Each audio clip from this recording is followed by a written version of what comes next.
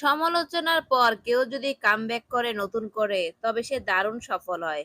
যদি সে নায়ক অ্যান্ড নায়িকা সিনেমার জন্য পূর্বে আলোচিত হয়ে থাকে বা একসময় সিনেমা হলে ক্রেজ ছিল এমন, তবে ভালো কামব্যাক হলে ব্লাস্ট করে।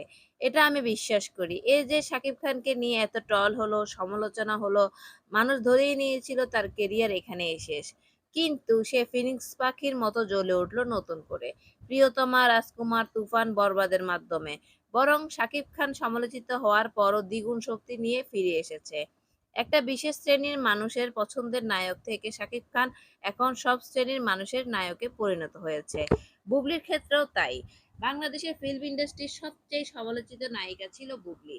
বুবলিকে নিয়ে সমালোচিত হয়েছিল অনেক। নারী দর্শকের কাছে বেশি সমালোচিত হয়েছিল বুবলি।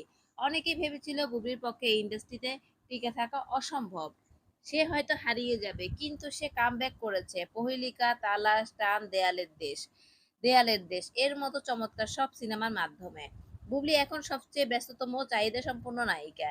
এই ঈদে শাকিব খান অভিনীত বরবাদ আর বুবলি অভিনীত জঙ্গলি সিনেমার মাধ্যমে মুখরিত হয়েছে সিনেমা হলগুলো। সিনেমা প্রেমী মানুষরা ঈদের আনন্দ উপভোগ করছে তাদের অভিনীত সিনেমা দেখার মাধ্যমে।